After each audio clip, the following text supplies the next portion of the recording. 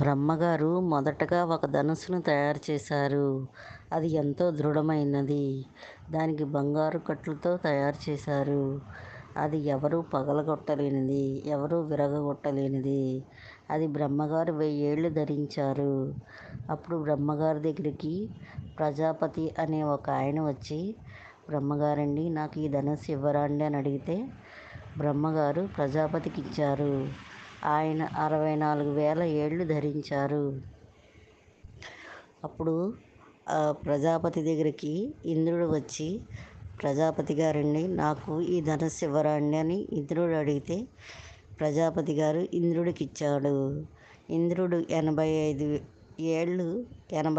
ఏళ్ళు ఆ ధనుస్సుని ధరించాడు. అప్పుడు ఇంద్రుడి దగ్గరికి చంద్రుడు వచ్చి, ఇంద్ర నాకు ఈ ధనుస్సు ఇవ్వవా అని చంద్రుడు అడిగాడు. చంద్రుడికి ఇంద్రుడు ధనుస్సు ఇచ్చాడు. అప్పుడు చంద్రుడు 500 ఏళ్ళు ఈ ధనుస్సుని ధరించాడు. చంద్రుడి దగ్గరికి వరుణుడు వచ్చి ఈ ధనుస్సు నాకు ఇవ్వవా అని అడిగాడు. అప్పుడు చంద్రుడు వరుణుడికి ఈ ధనుస్సునిచ్చాడు. వరుణుడు సరిగ్గా 100 ఏళ్ళు ధరించాడు. వరుణుడి దగ్గరికి అగ్నిదేవుడు వచ్చి నాకు ఈ ధనుస్సు ఇవ్వవా అని అడిగాడు. అప్పుడు ఆ వరుణుడు అగ్నిదేవుడికి ఆ ధనుస్సునిచ్చాడు. అగ్నిదేవుడు ఒకసారి కాండవ దహనానికి అర్జునుడికి ఈ ధనుస్సు ఇచ్చాడు.